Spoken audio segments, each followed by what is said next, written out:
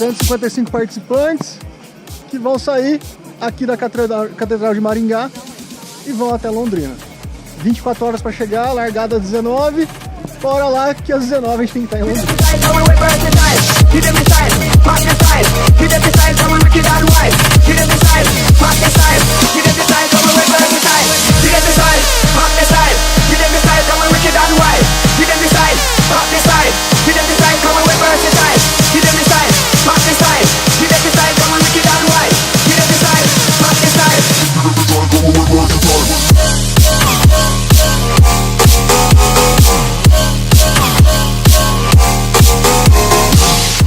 Fala moçada, quase uma hora de caminhada, quase chegando em Sarandi.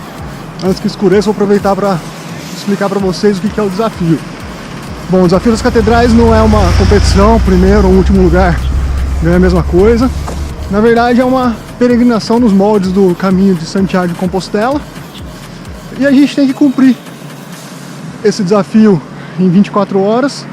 E ao longo do caminho a gente tem os postos de controle que a gente tem que passar em determinado tempo.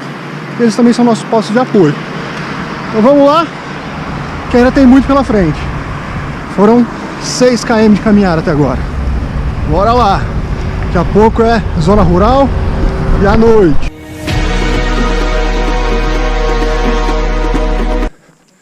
Duas horas de caminhada já. Sarandi, Maringá já ficaram para trás. Galera vindo em peregrinação. E agora a gente encarar a estrada de chão e escuridão. Aqui tá tranquilo, tá com a minha lanterna. Vou deixar só com a luz da noite pra vocês verem. É assim, ainda tá um pouco claro, que a gente tá vindo aqui tudo meio junto. Mas dá uma olhada como é.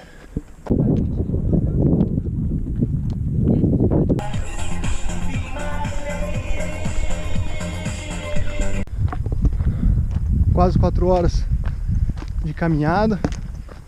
Agora o pessoal começou a distanciar um pouco mais. Pega essa ponte zica aqui.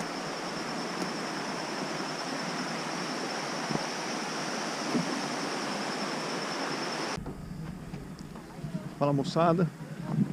Cheguei aqui no posto 2. Já são 6 horas de prova.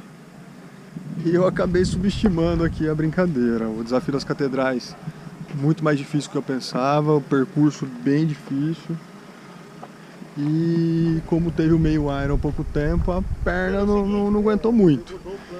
Então, como não é minha prova-alvo, como para não sofrer muito, então eu vou ficar por aqui.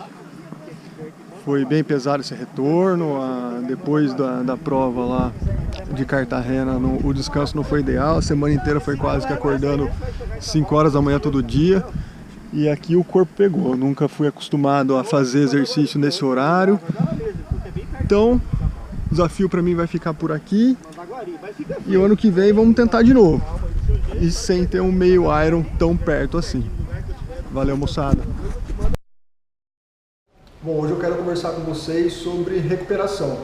A gente fala muito em treinamento, fala muito em intensidade, só que a gente não fala dessa necessidade que a gente tem de recuperar. E agora que a gente está chegando nesse período de final de ano, é o momento ideal para isso, para a gente fazer o que a gente chama de destreinamento.